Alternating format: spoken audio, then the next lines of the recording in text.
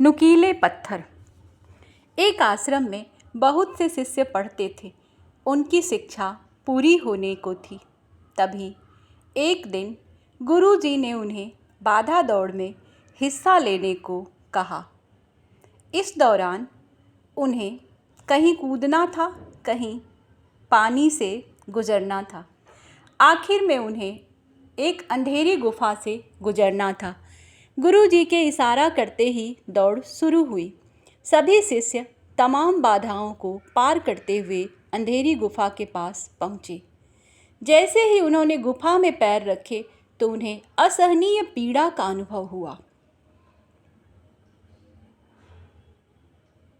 दरअसल गुफा में नुकीले पत्थर पड़े थे। जैसे तैसे करके सभी शिष्यों ने दौड़ पूरी की और गुरुजी के समक्ष पहुँचे।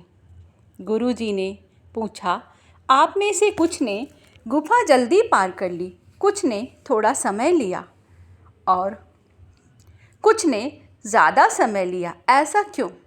शिष्यों ने बताया, कुछ शिष्य दूसरों को धक्का देकर आगे निकल रहे थे, कुछ संभल कर आगे बढ़ रहे थे, कुछ शिष्य पत्थरों को उठाकर जेब में रखते हुए आगे बढ़ रहे थे ताकि दूसरे शिष्यों को पीड़ा न हो। गुरुजी ने पत्थर उठाने वाले शिष्यों से पत्थर देखने को कहा। वह असल में हीरे थे।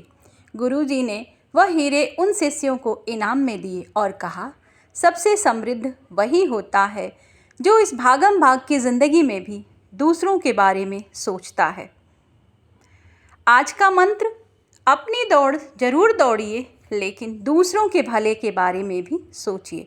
दोस्तों, ये सही बात है। हम ज़रूर अपनी ज़िंदगी में आगे निकलने की होड़ में, प्रतियोगिता में हम दूसरों को गिराने की होड़ में लग जाते हैं। हमें ये ऐसा नहीं करना चाहिए। हमें दूसरों के बारे में भी सोचना चाहिए।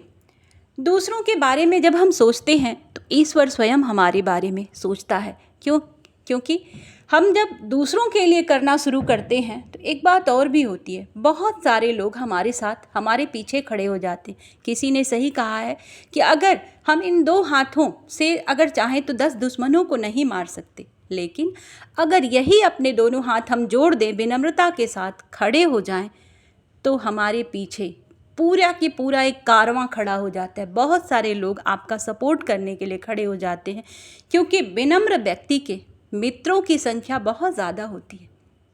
और अगर आपके अंदर गुण है तो विनम्रता तो आ ही जानी है।